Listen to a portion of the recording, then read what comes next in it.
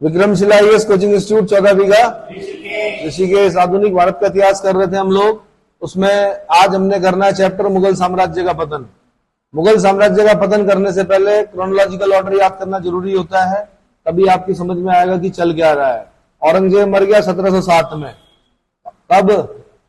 1707 में औरंगजेब आलमगीर जिंदा पीर की मृत्यु हो गई। उसके बाद के जो जितने भी मुगल शासक हुए उन्हें उत्तरवर्ती मुगल कहा जाता है, लेटर मुगल कहा जाता है। इन लेटर मुगल में पहला नाम आपने बहादुर शाह फर्स्ट का नाम पढ़ना है।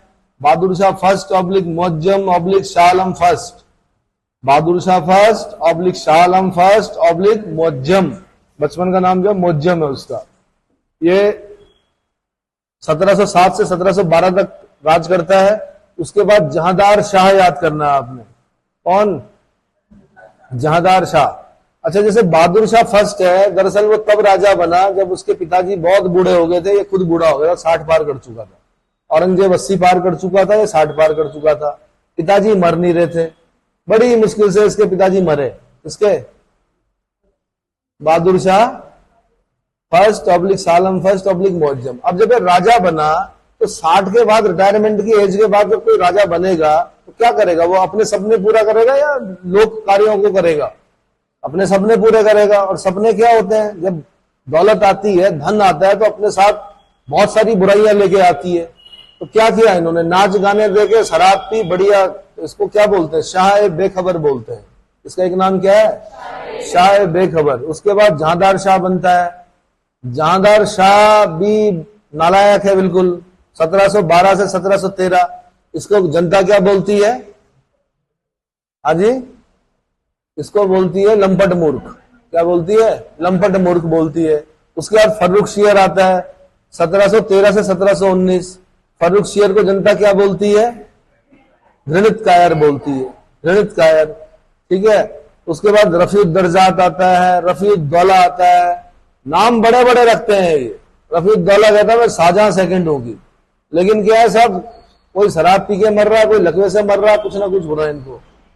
फिर मोहम्मद शाह फर्स्ट आता है। ये थोड़ा सा इनमें से क्या है, लंबे समय तक टिकता है, लेकिन अपने रंगीन मिजाज के कारण इसको जनता रंगीला बोलती है। मोहम्मद शाह रंगीला, ये वो आदमी है जिसके समय में मुगल साम्राज्य का विघटन होना स्टार्ट हो जाता है। बहुत सारे प्रांत अपनी स्वतंत्रता स्थापित कर देते हैं मोहम्मद शाह रंगीला के समय। 1719 से 1748 तक रहता है ये। उसके बाद अहमद शाह आता है। अहमद शाह 1748 से 1754 तक रहता है। अहमद शाह ये ऐसा राजकुमार था कि ऐसा राजा था, जब ये राजकुमार था तब ज्यादा योग्य था। इसके नाम पे एक रिकॉर्ड है, इसने अहमद शाह अब्दाली को हराया था कभी मणिपुर के युद्ध में, मच्छीवाड़ा के समीप शायद, है ना। तो जब ये राजकुमार था तब इसने अहमद शाह अब्दाली को हराया। तो लोगों ने सोचा अहमद शाह अब्दाली दुर्र दुर्रानी को हराने वाला, अब जब राजा बनेगा तो पता नहीं क्या होगा। तो राजा बना तो फिर वही कहानी। उसके बाद आलमगीर सेकंड आता है, 54 से लगे लगभग 59 तक, 1754 से 1759 तक बनता है। उसके बाद शाहजहां तृतीय बनता है 59 से 60।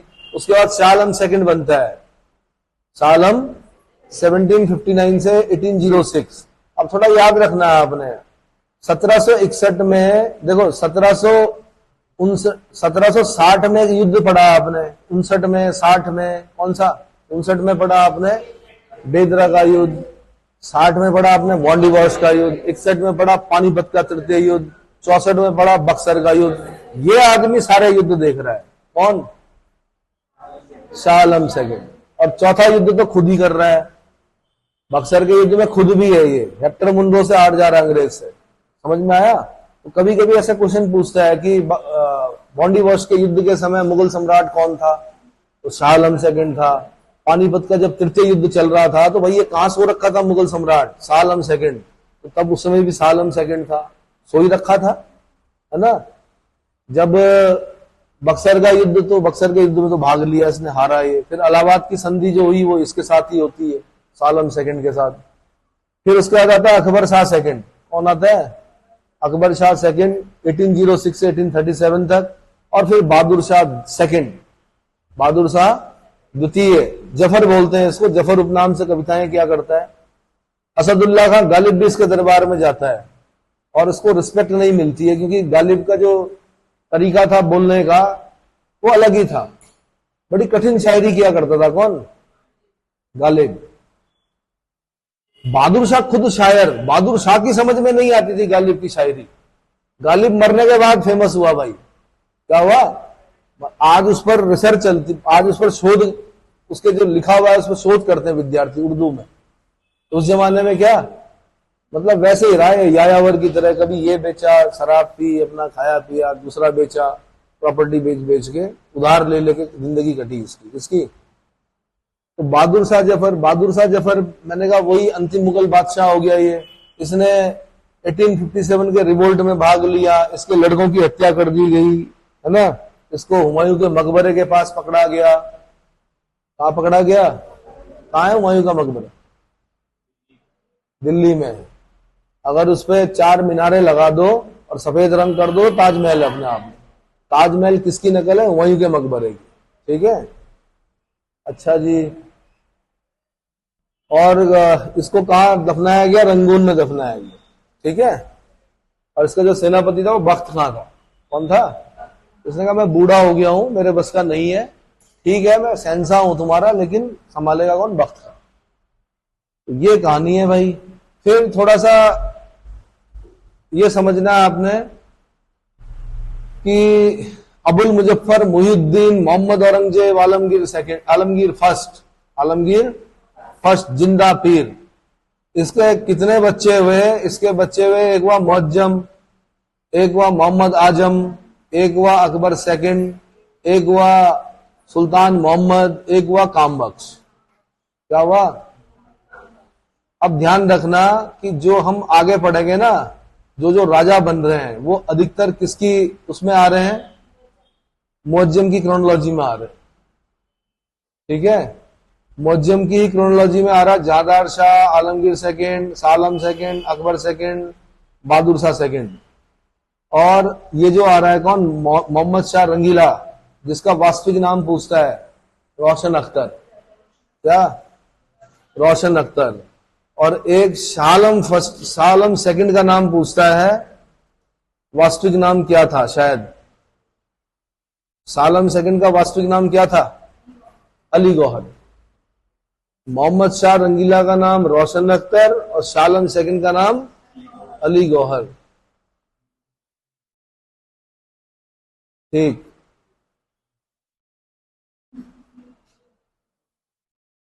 तो थोड़ा सा इनके ट्री पढ़ना है आपने, फैमिली ट्री। जब आपकी समझ में आ जाएगा कौन किसके बच्चे। एक तो बड़ी दिक्कत है, बहुत सारे बच्चे होते हैं इसमें। अकबर सेकंड जो है ये वही है कौन? जो औरंगजेब के विरुद्ध विद्रोह कर देता है ना। जो कहां जाता है? क्या चीज? हाँ, इसकी मां ईरान की होती है। इसके पीछे पीछा करते हुए अकबर औरंगजेब दक्षिण तक आ जाता है। ये किस से लेता है? सहायता मांगता है ना। ये ओरछा जाता है ये भागते हुए, कहीं सहायता नहीं मिलती। लास्ट में अपने मामा के यहाँ जाता है, अपने मामा कोट में जाके मर जाता है, ईरान में जाके। तो सोचो कैसा बाप रहा होगा औरंगजेब। इसलिए बोला जाता है ना अच्छा बेटा था ना अच्छा पिता था। औरंगजेब के बारे में बोला जाता है ना अच्छा बेटा सिद्ध हुआ। बेटा क्यों नहीं हुआ सिद्ध? शाहजहां को कैद कर दिया, और ऐसे कैद किया एक खिड़की रखी खाली जहां से ताजमहल दिखता था। बोला पिताजी देखते रहना कितना खर्चा किया आपने, पूरा खजाना खाली कर रखा है, आपकी विलासिता की वजह से खजाना क्या खाली है, अब इस ताजमहल को देखते रहो यहां से। वो तो शुक्र एक बेटी थी उसकी, इसकी शाहजहां की, क्या नाम था? हाँ जी, कौन थी? जहांआरा। अंतिम समय तक शाहजहां के साथ रही। ठीक है, और कई आरोप है शाहजहां पे, सारी चीजें नहीं बताई जा सकती, शिक्षक की अपनी कुछ मर्यादाएं होती हैं। चलो, खाली बस इतना ही पढ़ाया गया ताजमहल किसने बनाया कि शाहजहां ने बनाया। किस चीज की निशानी है कि प्रेम की निशानी है? अरे भाई काहे की प्रेम की निशानी है? पत्नी के रहते हुए अगर उसके लिए कब्र बना दें, प्रेम की निशानी हुई वो। रानी की बाव जाके देखिए, जिस राजा ने अपनी रानी के नहाने के लिए इतना अच्छा बंदोबास्त कर रखा है, इतनी अच्छी फैसिलिटी दे रखी है, यूनेस्को ने वर्ल्ड हेरिटेज साइट में रखा है रानी की बाव। गुजरात में जाइए, वहां देख के आइए, वह है प्रेम की निशानी। आगे शुरू कर रहा हूं मैं। मुगल साम्राज्य का पतन।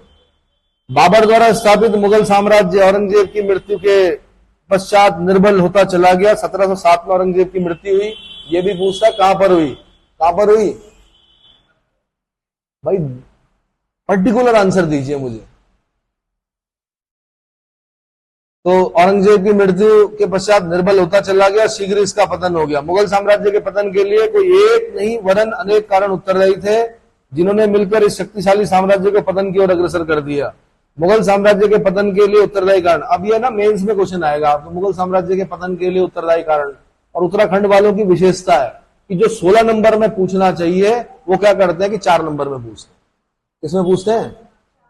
अब आदमी जो एस्पिरेंट है बेचारा वो परेशान हो जाता है कि यार मैंने तो 250 शब्दों में कर रखा तैयार, 50 शब्दों में कैसे लिखूं? तो शॉर्ट में लिखना है आपने।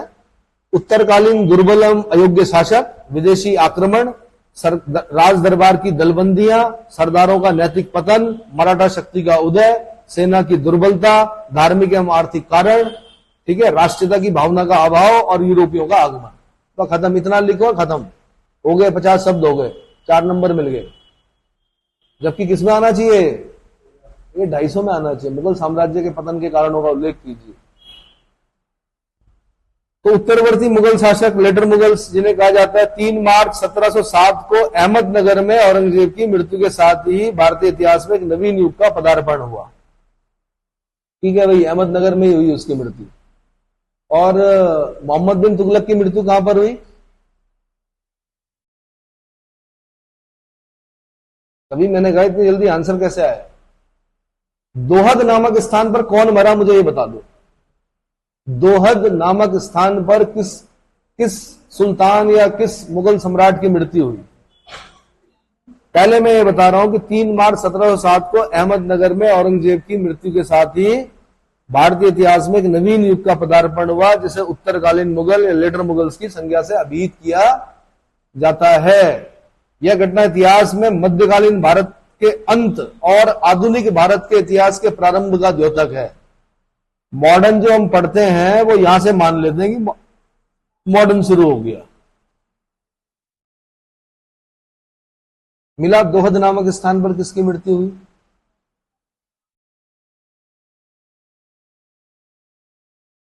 दोहद नामक स्थान पर किस शासक की मृत्यु हुई?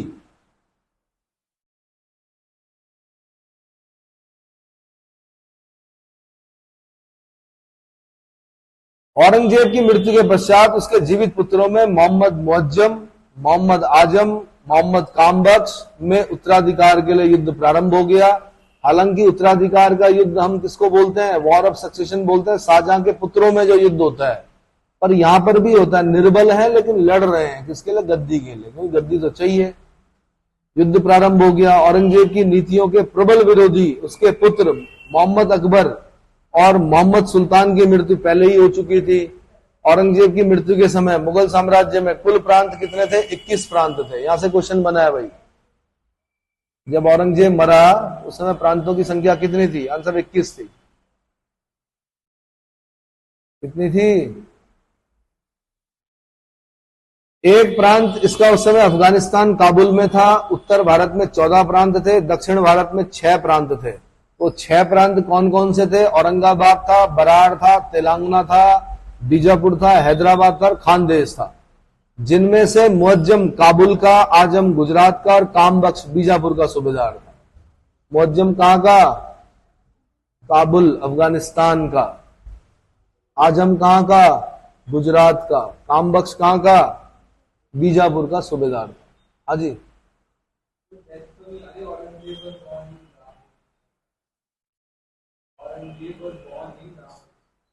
औरंगजेब और जन्म दोहद नामक स्थान पर हुआ था। हाँ, जन्म कुछ ऐसा याद आ रहा था मुझे, दोहद दोहद दोहद कुछ मिलता जुलता। मरा नहीं, जन्म हुआ। दोहद नामक स्थान पर क्या हुआ? औरंगजेब का जन्म हुआ था। ठीक है भाई। तो दक्षिण भारत के 6 प्रांत कौन से? औरंगाबाद, बरार, तेलंगाना, बीजापुर, हैदराबाद और खानदेश। मुअज्जम कहाँ का? काबुल का। आजम कहाँ का? गुजरात का। कामबख्श कहाँ का? बीजापुर का सूबेदार था।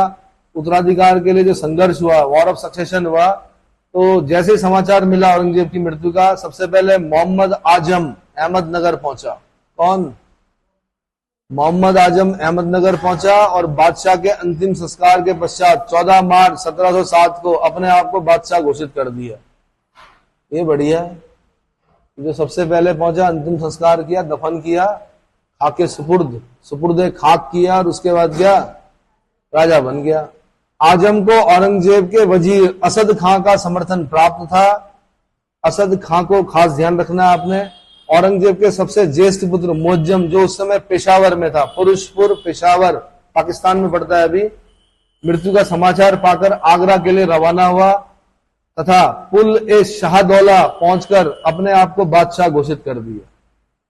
पुल ए शाहदौला पहुंचा और अपने आप को बादशाह घोषित कर दिया। बहादुर शाह की पदवी धारण कर ली, इसलिए बहादुर शाह फर्स्ट इसको बोलते हैं।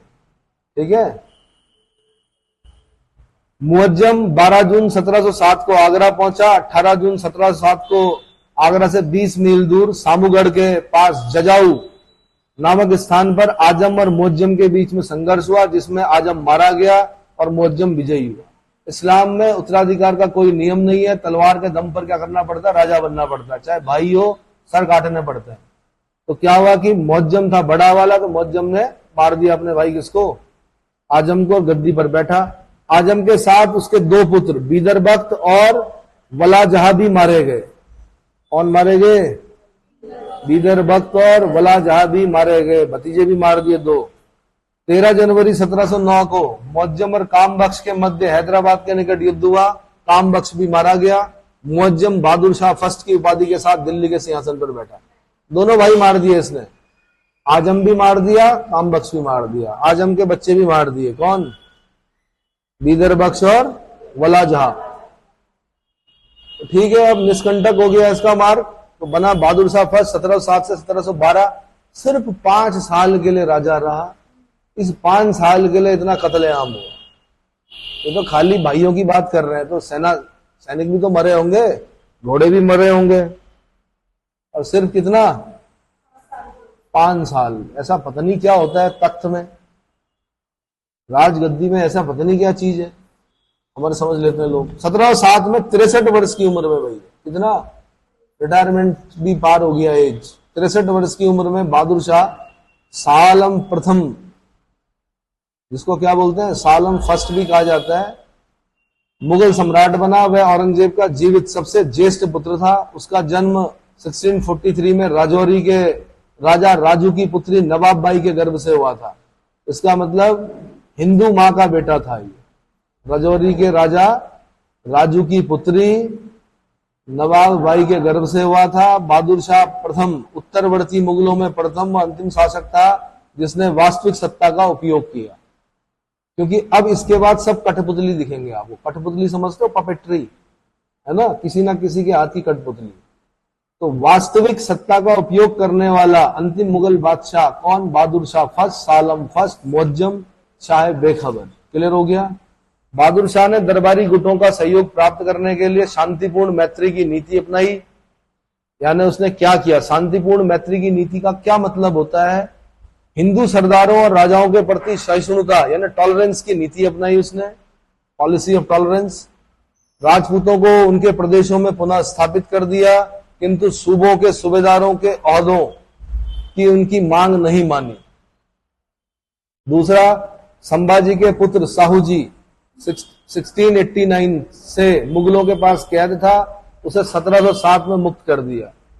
अब ध्यान रखना भाई, दरअसल जब ये बैठा बहादुर शाह फर्स्ट, इसके जो चाटुकार थे उन्होंने कहा भैया मराठा शक्ति है बहुत खतरनाक, क्योंकि ताराबाई औरंगजेब के विरुद्ध लड़ रही थी। कौन ताराबाई? भाई शिवाजी थे, शिवाजी की डेथ 1680 में हो गई।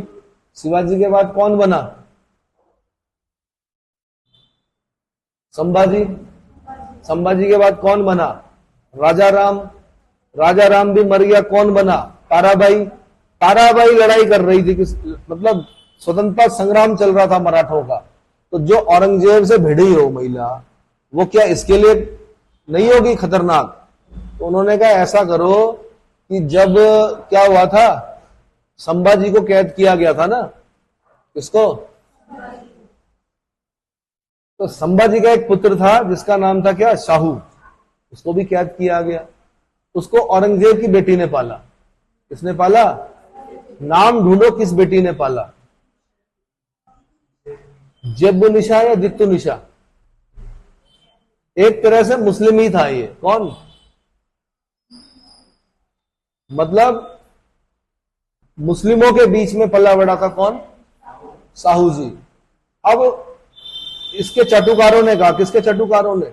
बहादुर शाह फर्स्ट के, कि भैया अगर मराठों से अगर आपको क्या करनी है थोड़ा सा, तो एक काम करो कि साहू जी को छोड़ो, इनका क्या हो जाएगा, आपसी कलह होगा। और ऐसा हुआ भी। चाची थी कौन? ताराबाई, और साहू जी भी छूट गए। छत्रपति साहू आगे चल के बनते हैं, तो साहू और ताराबाई की लड़ाई होती है, जिसमें ताराबाई क्या होती है, हार जाती है। तो उसके बाद छत्रपति जो बनता कौन? साहू जी बनते हैं। समझ में आ गया? तो ये काम किया। तो यहां से क्वेश्चन बनता कि शाहू को मुगल कैद से कब छोड़ा गया? 1707 में। किसके समय छोड़ा गया? बहादुर शाह प्रथम, मुअज्जम, शाह आलम फर्स्ट, शाह बेखबर के समय में छोड़ा गया। समझ में आ गया? बहादुर शाह ने गुरु गोविंद सिंह के साथ संधि कर ली, एक बड़ा मनसब प्रदान करके मेल मिलाप की कोशिश की। सिख शक्ति भी थी, जितनी भी शक्तियां थी, देखो मराठा शक्ति थे, मराठों को तोड़ने के लिए शाहू को मुगल कैद से छोड़ दिया। सिख शक्ति थे, सिखों में 10वें सिख गुरु चल रहे थे गुरु गोविंद सिंह जी, उनके साथ भी संधि कर ली। अगला बुंदेले थे, बुंदेलों में भी कौन था? छत्रसाल। जाट थे, चूड़ामन जाट, खतरनाक जिन्हें बोलते हैं। इन सबसे क्या कर दिया? मित्रता की नीति अपनाई। तो यार फिर इसके क्या बोलते हैं, साम्राज्य के लिए ज्यादा खतरा पैदा नहीं हुआ, क्योंकि सबके साथ क्या कर दी? मैत्रीपूर्ण संधि कर ली। तो बहादुर शाह ने गुरु गोविंद सिंह जी के साथ संधि कर ली, एक बड़ा मनसब प्रदान करके मेल मिलाप की कोशिश की। बुंदेला सरदार छत्रसाल तथा जाट सरदार चूड़ामन के साथ भी मित्रता की नीति अपनाई। छत्रसाल निष्ठावान सामंत बना रहा, वहीं चूड़ामन बंदा बहादुर के खिलाफ अभियान में बादशाह के साथ दिया। बंदा बहादुर वो सिख है जिसने गुरु गोविंद सिंह जी के बाद, गुरु नहीं था लेकिन क्या था, सिखों को इकट्ठा करना और सिख शक्ति को ऊपर तक ले जाने में जो योगदान था वो किसका था? बंदा बहादुर का। बंदा बहादुर को कुचलना चाह रहे थे। बंदा बहादुर ने भी अपने आप को सच्चा बादशाह कहा। क्या कहा? बंदा बहादुर को कुचलने के लिए बहादुर शाह प्रथम का साथ किसने दिया? तो चूड़ामन जाट ने दिया। किसने दिया भाई? छत्रसाल से एक और क्वेश्चन बनता है। अब तो पिक्चर देख चुके हो आप। 7 पेशवा हुए, बालाजी बाजीराव, बालाजी विश्वनाथ, बाजीराव, बालाजी बाजीराव। तो बालाजी विश्वनाथ के बाद जो दूसरा पेशवा है कौन? बाजीराव पेशवा, सेकंड पेशवा, जिसको कि सैनिक शक्ति का अवतार भी माना जाता है, मराठा शक्ति का सर्वोच्च पेशवा माना जाता है। मस्तानी बेगम किसने भेंट की? छत्रसाल ने। बाजीराव मस्तानी देख लिया आपने पिक्चर? पिक्चरों में सही नहीं दिखा रखा है, ठीक है। मस्तानी बेगम किसने भेंट की? ये क्वेश्चन बन चुका छत्रसाल। अच्छा जी, चूड़ामन से क्वेश्चन बना हुआ है। जो जाटों का जो विद्रोह हुआ था वो सबसे पहले गोकुल ने किया। किसने किया? गोकुल ने। उसके बाद किसने किया? राजा राम रामचेरा, जिसने सिकंदरा में अकबर की कब्र खोदकर उसकी हड्डियों को जला दिया। उसके बाद कौन बना? बदन सिंह जाट। उसके बाद बना चूड़ामन। तो भरतपुर राज्य की स्थापना करने में, भरतपुर जाट राज्य कहां है? राजस्थान में है, बर्ड सेंचुरी भी है भरतपुर। तो भरतपुर के जाट राज्य की स्थापना में किसका नाम आता है? बदन सिंह और चूड़ामन, शायद दोनों का आना चाहिए, मेरे ख्याल से चूड़ामन का ज्यादा आता है। जाटों का अफलातून किसे कहते हैं? अभी एक और जाट आएगा, कौन? 5 जाट पढ़ने हैं हमने, जाट सरदार। एक गोकुल, दूसरा राजा राम रामचेरा, तीसरा बदन सिंह जाट, चौथा चूड़ामन और अगला सूरजमल जाट। कौन पढ़ना है? जाटों का प्लेटो और जाटों का अफलातून। यहां से क्वेश्चन बना है। कौन है यार? पेपर प्रैक्टिस करते हो? क्या करते हो उस पेपर प्रैक्टिस में? आंसर नहीं देते। सब अगर मैं ही याद करूंगा तो आपका पेपर थोड़े निकलेगा। जाटों का अफलातून किसको बोलते हैं? सूरजमल जाट को। जाटों का प्लेटो किसको बोलते हैं? हाँ, सूरजमल जाट को। देख लो एक बार, चेक कर लेना ढंग से भाई। आप लोग दे रहे हो आंसर, ठीक है। औरंगजेब द्वारा लगाई गई जजिया की वसूली बंद कर दी किसने? बहादुर शाह प्रथम ने। हिंदू क्यों चिढ़ते थे जजिया से? नॉन मुस्लिमों से लिया जाने वाला कर क्या था? जजिया। अच्छा जी, जोधपुर के राणा अजीत सिंह ने अपने को स्वतंत्र शासक घोषित करके मुगल प्रदेश पर आक्रमण कर दिया। बहादुर शाह ने आमेर यानी जयपुर पहुंचकर वहां के उत्तराधिकार के प्रश्न में हस्तक्षेप करके विजय सिंह को आमेर का राजा घोषित किया। इसके पश्चात वह जोधपुर गया और अजीत सिंह को परास्त करके उसको क्षमा प्रदान की और उसको मारवाड़ का राजा स्वीकार करके 3,500 का मनसब प्रदान कर दिया। यानी अजीत सिंह को, यानी राजपूत राजा अजीत सिंह को पराजित करने वाला कौन? बहादुर शाह प्रथम। कितने का मनसब? 3,500 का मनसब प्रदान कर दिया। जब बहादुर शाह कामबख्श के विरुद्ध दक्षिण की ओर जा रहा था तब अजीत सिंह और दुर्गादास नाम सुना हो? सुने हो? हे मां पूत ऐसा जन जैसा दुर्गादास, राजस्थान में कहावत होती है। इतना स्वामी भक्त था कौन? दुर्गादास। तो अजीत सिंह और दुर्गादास ने आमेर के राजा विजय सिंह को परास्त करके उसके राज्य पर अधिकार कर लिया। बहादुर शाह को पुनः राजपूताना जाना पड़ा, किंतु उसने उससे संधि कर ली और उन्हें अपने अपने राज्य में भेज दिया। यानी अजीत सिंह की समस्या का भी क्या हो गया? समाधान हो गया।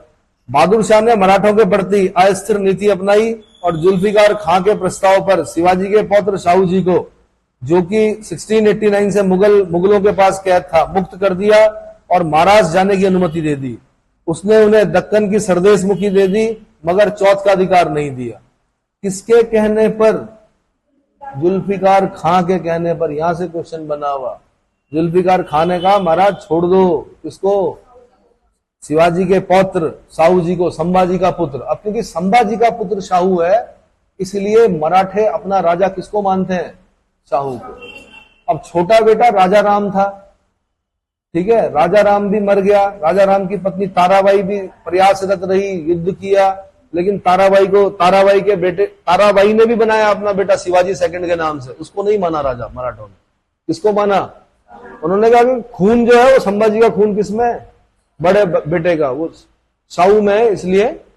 जबकि मैंने आपको कहा शाहू जी जो है वो मुस्लिम उसमें पला बड़ा था। किसमें? मतलब औरंगजेब की बेटी ने पाला था, ठीक है। चलो जी, तो आगे चलकर दिक्कत होती है। आगे चलकर ये होती है कि सारा जो शक्ति है ना, मराठा शक्ति, क्योंकि योग्य नहीं है इसलिए सारी मराठा शक्ति जो ब्राह्मण पेशवा होते हैं वो अपने हाथों में ले लेते हैं। और उनमें कौन है? बालाजी विश्वनाथ, बाजीराव, बाजीराव और बाद के जो 4 पेशवा हैं, टोटल 7 पेशवा पढ़ने हैं आप लोग। समझ में आ गया? सरदेश मुखी दे दी मगर चौथ का अधिकार नहीं दिया, अर्थात शाहू को मराठों का विधिवत राजा नहीं माना। इस प्रकार उसने मराठा राज्य के ऊपर आधिपत्य के लिए ताराबाई और शाहू को आपस में लड़ने के लिए छोड़ दिया। इससे शाहू और मराठा सरदार असंतुष्ट रहे और दक्कन अव्यवस्था का शिकार बना रहा। क्या रहा? बहादुर शाह की शांतिपूर्ण नीति के बावजूद सिख नेता बंदा बहादुर ने बगावत कर दी। सिख नेता बंदा बहादुर ने बगावत कर दी। मैंने आपको बता दिया कि गुरु नानक देव जो थे वो हिंदू मुस्लिम एकता पे बल देते थे।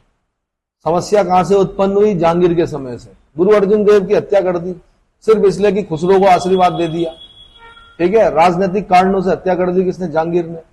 चलो एक बार के लिए वहां बोल सकते हैं कि राजनीतिक कारणों से, लेकिन औरंगजेब के समय में धार्मिक कारणों से गुरु तेग बहादुर की हत्या कर दी। और ऐसी निर्मम हत्या की औरंगजेब ने कि मुगल सिख संबंध हमेशा के लिए क्या हो गए? समाप्त नहीं हो गए, खराब हो गए। क्या हो गए? इतने खराब हो गए कि एक दूसरे के दुश्मन हो गए। समझ में आ गया? तो क्या हुआ कि बंदा बहादुर एक मुस्लिम राजा को तो बर्दाश्त कर नहीं सकता था, इसलिए उसने कहा नहीं भाई, मैं सच्चा बादशाह हूं, मैं क्या करूंगा? बगावत करूंगा। बगावत की किसने? बंदा बहादुर ने। बंदा बहादुर की सबसे महत्वपूर्ण विजय 1710 में सरहिंद की विजय थी। कौन सी? 1710 में ही उसने गुरु नानक देव और गुरु गोविंद सिंह के नाम के सिक्के जारी किए। अंततः बहादुर शाह ने बंदा बहादुर को लोहगढ़ नामक स्थान पर पराजित किया, परंतु 27 फरवरी 1712 में बंदा बहादुर शाह की मृत्यु हो गई और लोहगढ़ का किला पुनः सिखों को प्राप्त हो गई। पिक्चर बननी चाहिए इसमें बंदा बहादुर जी पे, सच्चा बादशाह। ठीक है। बहादुर शाह के दरबार की एक अन्य महत्वपूर्ण घटना थी डच शिष्टमंडल का जोसुओ कैटलर के नेतृत्व में 1711 में मुगल दरबार में आना। 1711 में बहादुर शाह प्रथम के दरबार में कौन आया? डच शिष्टमंडल आया। ठीक है। उस शिष्टमंडल में कौन था? जो नेता था वो था जोसुआ कैटलर। इसका नाम याद करना पड़ेगा, यूपीपीसीएस वाले क्वेश्चन पूछ चुके हैं। जिसके स्वागत में पुर्तगाली स्त्री जूलियान की महत्वपूर्ण भूमिका थी। इसे बीबी या फिदवा आदि की उपाधि से विभूषित किया गया। बीबी, पुर्तगाली स्त्री जूलियान की महत्वपूर्ण भूमिका। ये पुर्तगाली स्त्री क्यों लेके आई इसको भाई, डच को? चलो, सिडनी ओवन ने बहादुर शाह की मृत्यु पर कहा, यह अंतिम मुगल सम्राट था जिसके विषय में कुछ अच्छे शब्द कहे जा सकते हैं। यह भी क्वेश्चन पूछा यूपी वालों ने कि ये कथन किसका है? आंसर सिडनी ओवन का है कि बहादुर शाह फर्स्ट के संबंध में ये कथन किसका है। इसके पश्चात मुगल साम्राज्य का तीव्रगामी और पूर्ण पतन मुगल सम्राटों की राजनीतिक तुच्छता और शक्तिहीनता का द्योतक है। इतिहासकार खाफी खां ने इसे शाह बेखबर की उपाधि दी है। बहादुर शाह फर्स्ट, मुअज्जम शाह आलम फर्स्ट, शाह बेखबर को शाह बेखबर की उपाधि किसने दी? आंसर खाफी खां, जो कि इतिहासकार है। कौन? खाफी खां। बहादुर शाह की मृत्यु के बाद उसके चारों पुत्र इतने निर्लज हो गए कि उत्तराधिकार के लिए लड़ते रहे और सम्राट बहादुर शाह का शव 1 माह तक दफन नहीं किया गया, सड़ गया, कीड़े पड़ गए, इतने निर्लज थे। अगला बनता कौन? जहांदार शाह, 1712 से 1713। किसकी सहायता से? किसकी सहायता से? जुल्फिकार खां की सहायता से। किसकी सहायता से? तो 4 बेटे थे भाई इसके, एक था जहांदार शाह, एक था अजीमुस्सान, एक था रफीउस्सान, एक था जहान शाह। इनके मध्य में फिर उत्तराधिकार का एक नया युद्ध होता है। तो अब अलग अलग गुट होते हैं, ईरानी गुट, तुरानी गुट। तो ईरानी गुट का नेता होता है जुल्फिकार खां, ईरान से आए हुए मुसलमान ईरानी गुट, तुरान से आए हुए मुसलमान तुरानी गुट, है ना। दक्कनी मुस्लिम अलग, जो पहले से ही बसे हुए थे वहां पर। तो ईरानी गुट के नेता जुल्फिकार खां की सहायता से जहांदार शाह गद्दी पर आरूढ़ हुआ और शेष 3 पुत्र इस संघर्ष में मारे गए। 51 वर्ष की आयु में 29 मार्च 1712 में शासक बना। जहांदार शाह ने जुल्फिकार खां को उसके सहयोग के कारण अपना वजीर और उसके पिता असद खां को अपना वकील नियुक्त किया। कठपुतली बन गए। क्या बन गए? जहांदार शाह के शासनकाल में शासन की पूरी बागडोर वजीर जुल्फिकार खां के हाथों में थी। उसी की सलाह पर जहांदार शाह ने अपने शासन में पुनः रोपित जजिया कर को समाप्त कर दिया। जजिया कर को समाप्त कर दिया को हाईलाइट करना आपने। ठीक है। जयसिंह को मालवा का सूबेदार नियुक्त किया गया तथा मिर्जा राजा की उपाधि दी गई। सवाई मिर्जा राजा जयसिंह, नाम सुना होगा। इनकी ऑब्जर्वेटरी दिखती है जगह जगह पर, वेधशालाएं दिखती हैं। दिल्ली जाना कभी जंतर मंतर। यूपीएससी ने क्वेश्चन पूछा कहां कहां है ऑब्जर्वेटरी? दिल्ली में है, जंतर मंतर जिसको आप बोलते हो। और कहां है? वाराणसी में है। और कहां है? जयपुर में है। और कहां है? ढूंढो भाई, मोबाइल में ढूंढो कहां कहां है ऑब्जर्वेटरी। मिर्जा राजा, सवाई मिर्जा राजा जयसिंह। हाँ जी, याद तो आ रहा है वैसे। मथुरा में है और उज्जैन में है। कितनी जगहों पर है? 5 जगहों पर है। नंबर 1 दिल्ली याद कर लो, नंबर 2 जयपुर, फिर वाराणसी, मथुरा, उज्जैन। 5 जगह पर वेधशालाएं। मारवाड़ के अजीत सिंह को महाराजा की पदवी दी और गुजरात का सूबेदार नियुक्त कर दिया। मराठों के साथ पुरानी स्थिति बहाल कर दी, जिसके अनुसार मराठा शासक को दक्कन का चौथ और सरदेश मुखी इस शर्त पर दी गई कि उनकी वसूली मुगल अधिकारी करेंगे और फिर मराठा अधिकारी को दे देंगे। एक नई कार्यवाही के अंतर्गत राजा राम के पुत्र शिवाजी सेकंड को 3000 का मनसब तथा अनूप सिंह का खिताब दिया गया। जाट नेता चूड़ामन और छत्रसाल बुंदेला के साथ मैत्रीपूर्ण संबंध रखे, परंतु बंदा बहादुर और सिखों के प्रति दमन की नीति जारी रही। दमन की नीति। वजीर जुल्फिकार खान ने अपने समस्त राजस्व एवं प्रशासनिक दायित्व अपने चाटुकार सुबक चंद्र को सौंप रखे थे। सुबक चंद्र बहुत निष्ठुर और भ्रष्ट था। यद्यपि साम्राज्य की वित्तीय स्थिति सुधारने के लिए जागीरों और औहदों के अंधाधुंध बंटवारे पर रोक लगा दी गई, परंतु उसकी एक गलती इजारा व्यवस्था अर्थात भू राजस्व की वसूली ठेके पर दिए जाने की प्रथा को बढ़ावा दिया जाना, जिसके कारण कृषकों का उत्पीड़न बढ़ गया। इजारेदारी किसको बोलते हैं? इजारेदारी बोलते हैं भूमि को ठेके पर दिया जाना। जो जितनी ऊंची बोली बोलेगा वही कर वसूलेगा। ये खतरनाक होता है हमेशा। इसमें किसानों का क्या होता है? शोषण और उत्पीड़न बढ़ जाता है। जादार शाह के समय में उसकी प्रेमिका लाल कुमारी, उत्तर प्रदेश पीछे से क्वेश्चन है, वैश्या थी ये लाल कुमारी। इसको इतने अधिकार दे रखे थे कि उस जमाने में इसका पैकेज ही 1 करोड़ का था। कितने का? तो उसकी प्रेमिका लाल कुमारी वैश्या का अत्यधिक प्रभाव था, जिससे दरबार में भ्रष्टाचार, व्यभिचार, अनैतिकता का बोलबाला था। वह एक कमजोर व विलासी शहजादा था तथा शासन के प्रति उदासीन और लापरवाह था। इस कारण लोग उसे लंपट मूर्ख की संज्ञा देते थे। क्या बोलते थे? लंपट मूर्ख। देखो औरंगजेब कितना भी बुरा रहा होगा, लेकिन उसको क्या कहा लोगों ने? जिंदा पीर का। क्यों? क्योंकि वो शराब, नाच गाना, वैश्यावृत्ति, इन सब चीजों से दूर रहा। उसको जिंदा पीर का। कितना भी बुरा रहा होगा, लेकिन उसको इतिहास में क्या नाम मिला हुआ? आलमगीर और जिंदा पीर। अब ये हैं, इनको नाम मिले हुए लंपट मूर्ख। क्या नाम मिले हुए? जादार शाह के विषय में इतिहास खाफी खान ने लिखा है कि नया शासनकाल चारणों और गायकों, नर्तकों और नाट्यकर्मियों के समस्त वर्ग के लिए बहुत अनुकूल युग था। क्यों कहा ऐसा? क्योंकि दिन भर नाच गाना ही चल रहा है, दिन भर शराब चल रही है, दिन भर पार्टियां चल रही हैं।